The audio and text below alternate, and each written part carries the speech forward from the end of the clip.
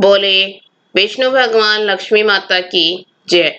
मैं आप सभी को ये बताना चाहती हूँ कि हमारे दो चैनल और भी हैं, मधुर भजन और आरती के लिए मन राखियो और डेली जनरल नॉलेज के क्वेश्चंस के लिए लर्निंग बाय डूइंग। इन दोनों के लिंक डिस्क्रिप्शन बॉक्स में दे दिए हैं, एक बार आप जाकर देखिएगा जरूर। आज मैं आषाढ़ कृष्ण पक्ष की एकादशी योगिनी एकादशी व्रत कथा सुनाती हूँ। अगर आपको अच्छी लगे तो लाइक शेयर सब्सक्राइब जरूर कीजिएगा। धर्मराज युधिष्ठिर कहने लगे, महाराज मैंने ज्येष्ठ शुक्ला एकादशी के व्रत का महात्म्य सुना। आप कृपा करके आषाढ़ कृष्ण एकादशी की कथा का वर्णन कीजिए। इस एकादशी का क्या नाम है तथा क्या महात्म्य है, सो सब कृपा करके वर्णन कीजिए। श्री कृष्ण कहने लगे, हे राजन, आषाढ़ कृष्ण एकादशी का नाम योगिनी है। इसके व्रत से समस्त पाप नष्ट हो जाते हैं। इस लोक में भोग और परलोक में मुक्ति देने वाली है। यह तीनों लोकों में प्रसिद्ध है। मैं तुमसे पुराणों में वर्णन की हुई कथा कहता हूँ, सो तुम ध्यान पूर्वक सुनो। स्वर्ग धाम की अलकापुरी नामक नगरी में कुबेर नाम का एक राजा रहता था। वह शिव भक्त था और प्रतिदिन शिव की पूजा किया करता था। हेम नाम का एक माली पूजन के लिए उसके यहाँ फूल लाया करता था।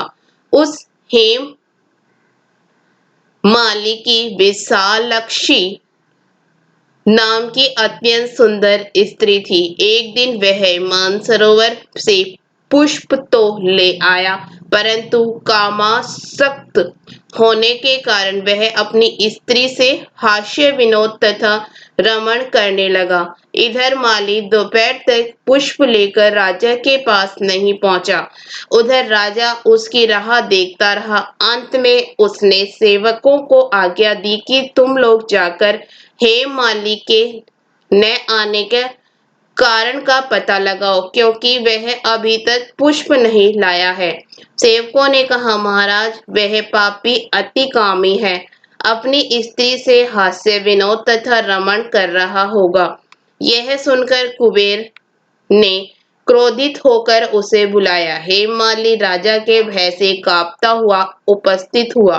राजा कुबेर क्रोध के मारे जिसके होठ कांप रहे थे, कहने लगा, अरे पापी नीच कामी, तूने मेरे परम पूजनीय ईश्वरों के भी ईश्वर श्री शिव जी महाराज का अनादर किया है। इसलिए मैं तुझको शाप देता हूँ कि तू स्त्री का वियोग सहेगा और मृत्युलोक में जाकर कोढ़ी होगा। कुबेर के शाप से हेममालिनी का स्वर्ग से पतन हो गया और वह उसी क्षण पृथ्वी पर गिर गया। भूतल पर आते ही उसके श्वेत कोढ़ निकल आया। उसकी स्त्री भी उसी समय अंतर्ध्यान हो गई। मृत्युलोक में आकर उसने अनेक दुख भोगे। भयानक जंगल में जाकर बिन अन्न और जल के भटकता रहा।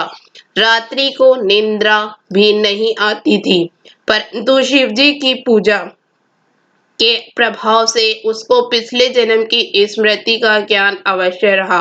घूमते घूमते एक दिन वह मार्कंडे ऋषि के आश्रम में पहुंच गया, जो ब्रह्मा से भी अधिक वृद्ध थे और जिनका आश्रम ब्रह्मा की सभा के समान लगता था।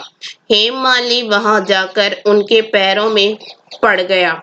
उसको देखकर मार्कंडे जी बोले, ऐसा कौन सा पाप किया है जिसके प्रभाव से तू कोढ़े होकर महान दुख भोग रहा है।